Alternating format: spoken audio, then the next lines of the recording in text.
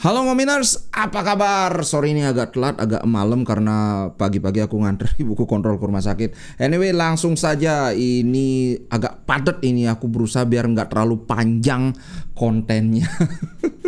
Yang pertama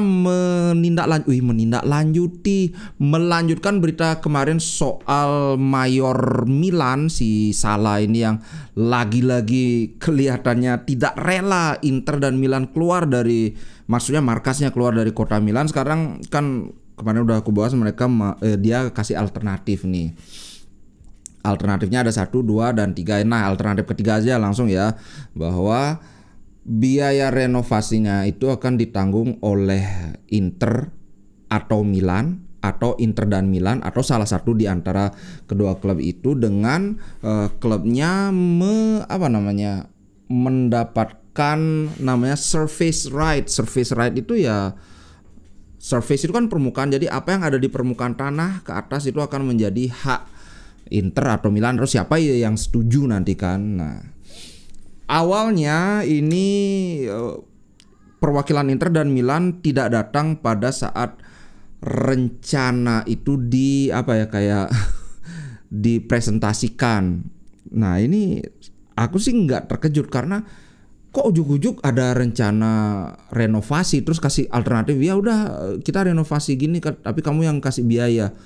Loh, kalau memang ada rencana mau dibiayai oleh ini, at least dari awal bikin rencana itu kan kedua pihak ini dilibatkan. Kalau kamu maunya gimana, bentuk stadionnya mau jadi gimana, kapasitas mau ditingkatin jadi berapa, kayak gitu kan. Ini ujuk-ujuk dia sudah bikin rencana terus dikasih ini, mau nggak kamu yang jadi pembiayaan.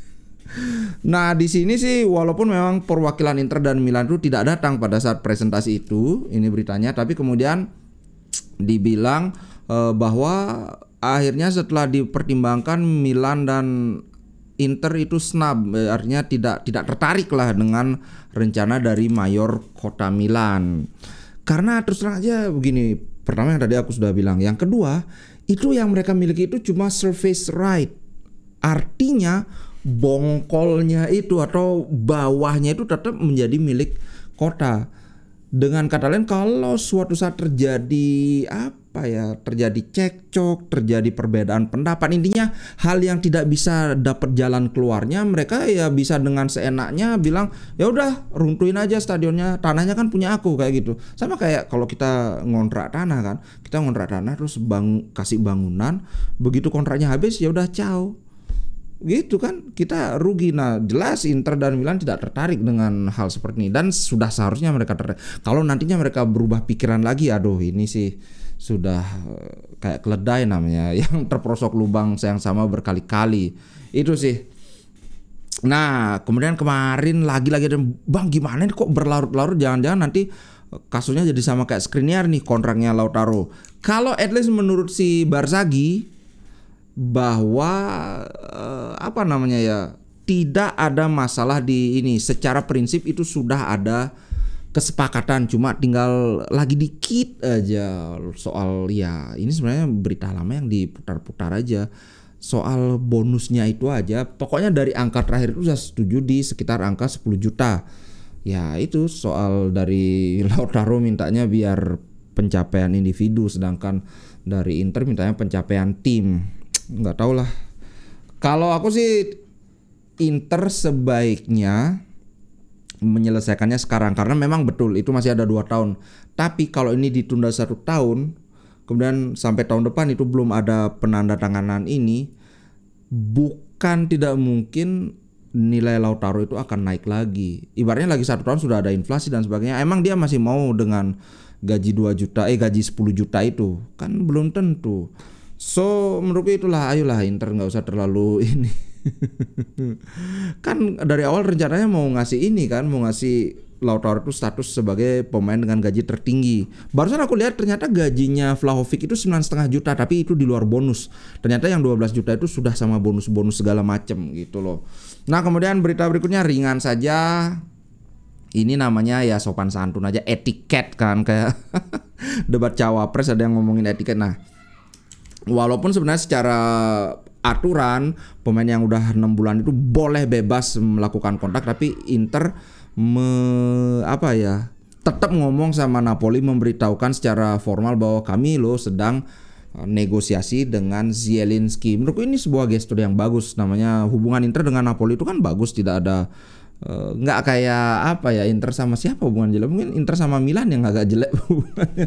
Tapi ya mungkin dari pihak Inter ingin agar hubungan baik ini berlanjut. Kalau kapan-kapan perlu jual pemain ke Napoli atau beli pemain Napoli biar lancar. Ini strategi yang bagus begitu. Nah, bagaimana Inter membangun skuad yang lebih valuable, artinya lebih bernilai dibandingkan Juventus dengan pengeluaran yang lebih sedikit. Nah, figurnya terkuak, maksudnya figurnya itu angkanya terkuak. Kebetulan tadi ada diskusi yang menarik sekali di grup bahwa ada yang bilang, nggak usah lah aku bilang siapa, pokoknya ada yang bilang wah ini Simone Inzaghi itu sangat efektif dan sangat efisien, paling efektif dan paling efisien di antara pelatih lain. Terus ada yang wah enggak, kalau efektif dan efisien itu enggak. Nah, ini kebetulan aku lihat ini, aku mau ngebahas sedikit ya. Pertama aku mau apa sih itu efektif, ada apa sih itu efisien? Banyak yang bilang efektif dan efisien, padahal ini dua buah term yang artinya berbeda. Efektif itu artinya mencapai target, mencapai hasil yang diinginkan tanpa memandang berapa duit yang dikeluarkan, berapa resources yang dihabiskan. Misalnya nih, Presiden PSG ingin agar PSG itu mendapat gelar Liga 1. Apakah itu tercapai? Kalau tercapai ya udah efektif. Tidak peduli bahwa wah mereka kan duitnya ngabisin banyak banget, sedangkan ada klub lain yang ngabisin lebih dikit tapi mencapai dapat juga gelar juara kayak 2 musim lalu kalau nggak salah kan. Yang siapa itu? Pokoknya ada selain PSG bisa juara. Padahal mereka lebih sedikit pengeluarannya. Ya terserah, yang penting hasil tercapai ya udah efektif namanya. Tapi kalau efisien itu adalah bagaimana caranya mencapai hasil semaksimal mungkin dengan pengeluaran atau resources yang dihabiskan sesedikit mungkin. Itu bedanya. Nah, ibaratnya kalau kalau saya mau menghasilkan duit sebulan itu, mau jualan misalnya, mau dapat profit, bukan profit ya, misalnya mau dapat keuntungan 500 juta. Yang satu ngeluarin modal 300 juta, kemudian dia berhasil menjual 800 juta, kan dapat profit 500 juta. Tapi aku ngeluarin duit cuma 100 juta, kemudian bisa menjual 600 juta, kan profitnya sama 500 juta, sama-sama 500 juta profitnya, sama-sama efektif, tapi aku lebih efisien. Karena apa? Karena modalnya lebih sedikit gitu. Nah, terkait masalah ini, Juventus digambarkan sebagai tim underdog karena Inter Milan lebih diunggulkan, tapi pada kenyataannya dua klub ini menghabiskan jumlah yang berbeda. Nah, menurut La Gazzetta, Inter memiliki skuad yang lebih berharga, lebih mahal lah intinya daripada Juventus. Tapi faktanya Inter menghabiskan lebih sedikit uang. Nah, BP Marotta dan Piero Asilio mengstrak gol itu artinya wah nemu emas nih ketika bisa mendapatkan pemain free agent seperti Hakan dan Marcus Thuram. Pada saat ini perkiraan nilai skuad Inzaghi itu adalah 634 juta euro. Di sisi lain Juventus itu harganya hanya 576 juta. Ini maksudnya kalau diperkirakan harga jual masing-masing itu kan, ini tidak menghitung ada yang harusnya harganya 30 juta tapi dibeli cuma 15 juta. Ada kayak Marcus Thuram diperkirakan harga 30 sampai 40 tapi Inter dapatnya gratis. Itu tidak diperhitungkan, yang jelas nilainya segitu. Nah, di sisi lain kalau dari segi gaji, lagi-lagi Juventus kecolongan. Mereka itu memiliki gaji tertinggi dengan total 77 juta euro di Serie A. Sayangnya ini tidak disebutkan Inter itu berapa total gajinya. Nah, dalam hal ini makanya ketika aku bilang kalau efektif ya Inzaghi itu musim pertama efektif. Karena apa? musim pertama Inzaghi itu targetnya, aku ingat banget, targetnya adalah mencapai 4 besar karena banyak pemain bintang Inter yang keluar, Eriksen, Lukaku, Hakimi, kemudian apalagi tambah pelatih juga kan. Kemudian aku ingat banget targetnya itu 4 besar. Kemudian cuma karena Inter performnya bagus banget, tiba-tiba targetnya jadi Scudetto, nggak bisa kayak gitu. Oke, jadi aku bisa bilang bahwa di musim pertama Inzaghi itu efektif. Apakah efisien? Iya, kalau dibandingkan Juventus mungkin lebih efisien karena lebih banyak pemain bintang yang keluar, artinya resourcesnya itu kan dalam hal ini uang, lebih banyak uang yang masuk. Nah, yang menarik adalah di musim ini. Aku bikin analogi yang mungkin mungkin lucu atau gimana, coba kawan-kawan nilai. Aku bilang kayak gini. Ibaratnya gini, memang Inter menghabiskan duit lebih sedikit ya. Tapi kalau kita lihat dari sisi lain, seperti yang aku barusan bacakan bahwa nilai pemain-pemain Inter itu lebih mahal. Jadi ibaratnya kayak gini, aku sama tetangga nih. Tetangga dia beli Avanza, beli cash, bayar sendiri, harganya berapa? Misalnya 300 juta. Aku dapat minta ini mobil, tapi mobil yang aku dapat itu adalah Honda Civic. Honda Civic kan sekitar 500 jutaan kan. Siapa yang ngabisin duit lebih banyak? Ya tetanggaku. Tapi siapa yang mobilnya lebih mahal? Ya mobilku. Kalau aku misalnya ketemu di jalan tol lah ya, balap-balapan, ayo. Kalau aku menang itu ya biasa aja, orang mobilku Honda Civic. Dan aku nggak bisa bilang, wah aku lebih efisien. Nggak bisa, karena mobilku tuh lebih mahal walaupun aku dapat lebih dengan cara gratis. Itu kalau dari sudut pandang ini. Tapi kalau dari sudut pandangnya, ya tapi kan aku ngabisin duit lebih sedikit, hampir nggak ngambil duit, paling cuma bayar pajak balik nama aja kan. Nah, itulah makanya ketika kita bicara efisien itu sedikit lebih complicated, tergantung dari sudut mana Anda memandang. Sah-sah saja pendapat mana yang jelas dasar dari pendapatnya itu yang mana mau dipakai. Itu bro, berikutnya. Oh, lagi-lagi ini Sebastian Frey ini kayaknya memang fans Inter banget. Lagi-lagi dia memuji Lautaro, dia bilang incredibly consistent. Ketika diadu mana yang lebih hebat, ketika ditanya mana menurutmu yang lebih bagus antara Lautaro dan siapa namanya itu, Dusan Vlahovic, karena sekarang kan yang ada di puncak top scorer itu adalah Lautaro di puncak dengan 19, kemudian di bawahnya ada Dusan Vlahovic dengan 12 gol kan. Selisih berapa ini? Selisih 7 lumayan banyak. Nah, ketika ditanya sama Frey, dia jelas, wah, Lautaro Martinez sangat konsisten.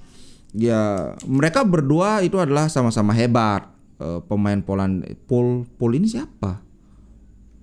Kan dari Serbia si Dusan Vlahovic. Kenapa kok Pol? Adalah intinya yang dimaksud ya pasti Vlahovic kan. Vlahovic itu adalah seorang veteran, Juve sangat beruntung memiliki dia. Kemudian Sommer sedang membuktikan dirinya. Tapi bagiku ini bukanlah kejutan karena sudah sejak lama aku menganggap dia adalah kiper yang hebat, kasih rating yang tinggi. Inter telah membukukan 19 clean sheet dan Sommer layak diapresiasi karena dia adalah bagian besar dari clean sheet-nya Inter. Ini udah pernah aku bahas ya. Tidak mudah untuk menggantikan Onana. Nah, kemudian tentang pertandingan Inter lawan Milan, dia komentar ini sebenarnya agak nggak nyambung dengan judulnya ya. Tapi ya udahlah.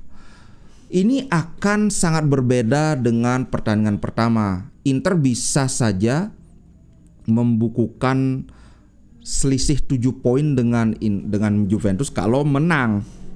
Jadi ini akan menjadi langkah besar menuju Scudetto. Tapi Juve tidak akan menyerah begitu saja sampai akhir. Kupikir Inter akan memenangkannya, tapi ini terserah Juventus untuk mempertahankan dirinya, tidak menyerah begitu saja dan tetap bertarung hingga akhir. Nah, ini sebenarnya sejalan dengan apa yang disiarkan oleh Inzaghi ketika dia bilang bahwa ya mungkin pertandingan pertama kami lawan Juventus tidak spektakuler, tapi pertandingan berikutnya itu akan diadakan di San Siro, di rumah. Kenapa dia ada kata tapi? Karena kalau kawan-kawan ingat waktu itu Inter tidak terlalu tampil agresif Sekarang dia pakai kata tapi, berarti kan ada indikasi yang sekarang ini akan berkebalikan dibandingkan yang sebelumnya. Berarti Inter akan tampil lebih agresif lagi, dan kebetulan ada juga ini, mana itu? 4 faktor. Nah, 4 poin kunci dari strategi Inter untuk mengalahkan Juventus. Yang pertama itu adalah langsung, ini kelihatan mana tadi? Nah, ini dia. Faktor kunci yang pertama itu adalah agresi dari begitu peluit disemprit. Nah, agresi ini artinya ya Inter kemungkinan besar akan sangat agresif sejak kick off atau sejak peluit mulai pertandingan dibunyikan. Nah, kenapa? Karena pertandingan pertama kelihatan sekali Inter sangat berhati-hati. Akhirnya kebobolan juga. Mungkin Inter ya udah daripada berhati-hati kebobolan, ya udah kita geprek aja. Mungkin seperti itu ya. Nah, kemudian faktor kedua adalah ritme yang frenetik. Ini artinya fanatik. Di sini maksudnya mungkin ritme Inter yang terbiasa berubah-ubah, atau bahkan kadang-kadang Inter memaksa bermain cepat. Cuman di sini kemungkinan yang dimaksud itu ritmenya yang bisa berubah sekehendak hati. Karena begini, dalam menghadapi musuh yang cenderung bertahan, kita susah untuk memainkan bola cepat.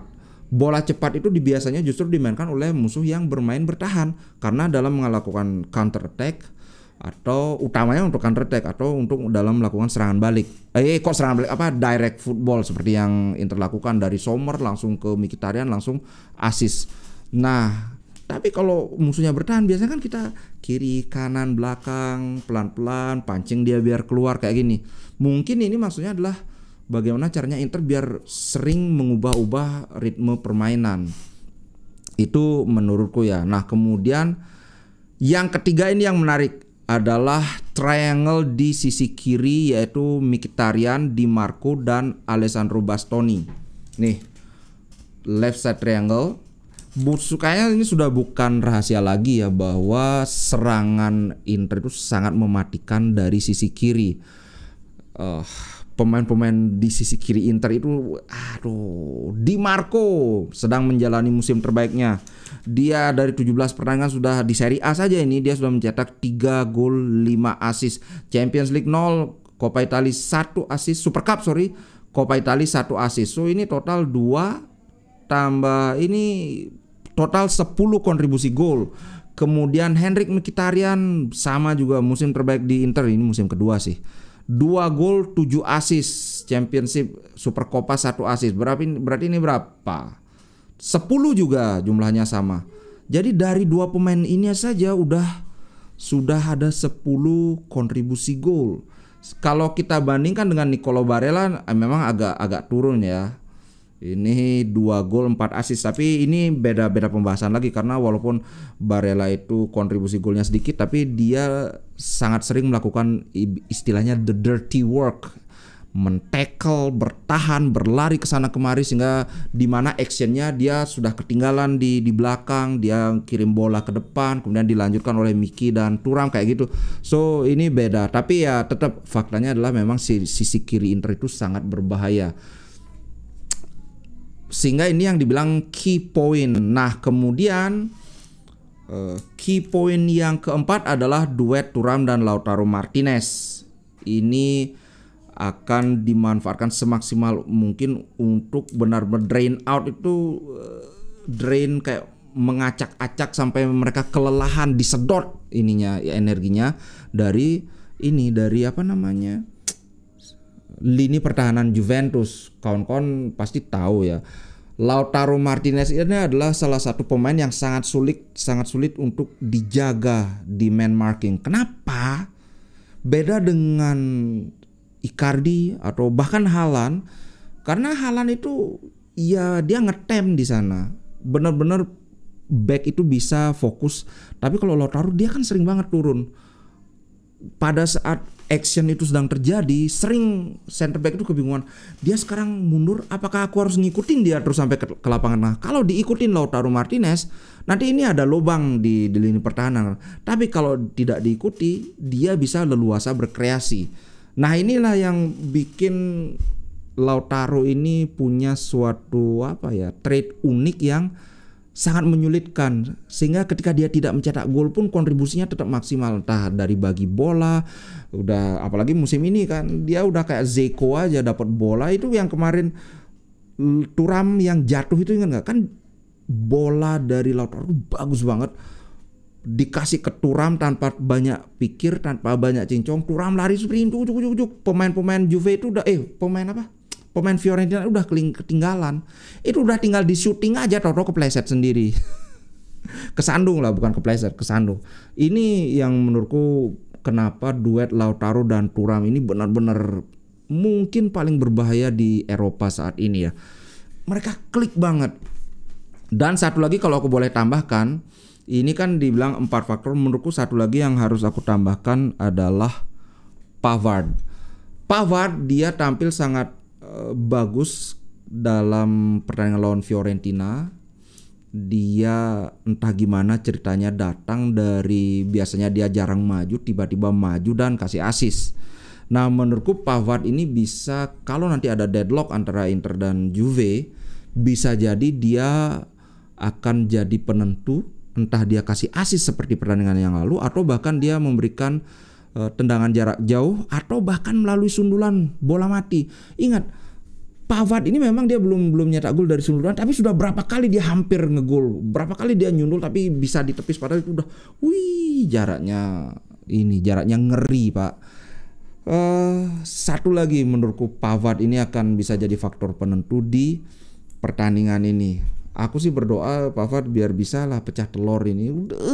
Belum lagi satu lagi yang belum pernah keluar jurus, beberapa kali keluar tapi belum tepat sasaran, sepakan jarak jauh. Pavard ini punya tembakan jarak jauh yang sangat bagus. Ketika Prancis juara dunia, dia lawan mantap sekali Pak. Ini mungkin kalau di Inter Milan sekarang yang punya tembakan jarak jauh bagus itu adalah Hakan, Pavard, kemudian Di Marco yang nomor 3. Itu sih bro kalau menurutku 5 faktor jadinya, bukan 4 faktor. Jadi aku nambah-nambahin dikit biar kelihatan pinter juga kan. Oke guys, itu dulu konten kali ini. Sekedar sebagai penutup, aku mau ini kan, Inter saat ini ada di puncak dengan 54 poin, Juventus 53 poin. Kalau kita bisa menang, maka kita akan berjarak 4 poin dari Juventus dengan tabungan 1 pertandingan. Sehingga ini yang menurutku Inzaghi harus berani ambil resiko, tampil lebih agresif. Karena kalau nyari hasil imbang kayaknya bisa saja, tapi lebih penting nyari hasil menang. Karena apa? Di bulan Februari nanti, ini udah Februari begitu Liga Champions mulai bergulir, kita akan lagi-lagi main 2 kali seminggu. Jadi resiko untuk kepleset lawan tim-tim lain itu akan semakin membesar. Jadi kalau di sini kita bisa menjauhkan diri dari Juventus, ini akan sangat berharga. Oke guys, itu dulu. Terima kasih buat support kawan-kawan. Kemarin ada yang mau upgrade membershipnya, thank you banget, you're the best. Kawan-kawan yang subscribe juga, yang udah komen, thank you. Wah, Ngomin ini akan tetap jadi remah rempeh kalau nggak ada di support sama kawan-kawan semua. Oh ya, kawan-kawan yang bilang, Bang ini dong sama Pinsport collab. Aku udah dihubungi sama pihak tim sport, Pinsport pinball itu. Mungkin sekitar tanggal 23 Februari katanya mereka ke Bali ya. Nanti kita akan collab di sana. Oke. Ciao guys, sampai jumpa. Thank you.